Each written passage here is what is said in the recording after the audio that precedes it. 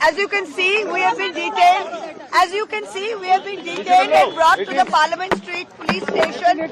We were protesting very peacefully this morning. A group of us, 8 MPs, outside the Home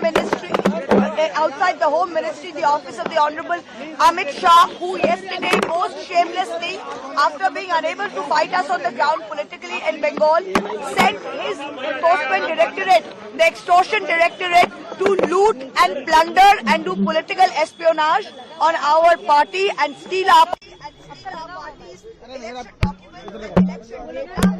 And on a 7 to 10-year-old case, what were they doing? Sleeping till now.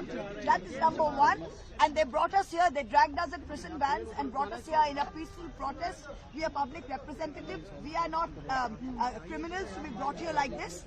The second thing is, you see some names here on this poster. The names are Ajit Pawar. The Prime Minister himself said 70,000 crores is the scam that he is doing. Where is he today? Deputy Chief Minister. Where is he today? In Maharashtra, running the government with the BJP. Second name, Himanta Bisa Sarma. He was in the Louis Berger scam and he was supposed to be in jail, said Mr. Amit Shah. Where is he today? He is Mr. Mastermind for the Northeast, for the BJP and Chief Minister herself. What name do you see here after that? Suvendu Adhikari. Suvendu Adhikari was caught on camera taking money. Caught on camera. Where is he today? Leader of the opposition in Bengal. Who do you see here? Narayan Rane, who has been accused of numerous scams. Where is he? In the Maharashtra government. So why is the ED selectively only for the opposition and a washing machine for those that the BJP like?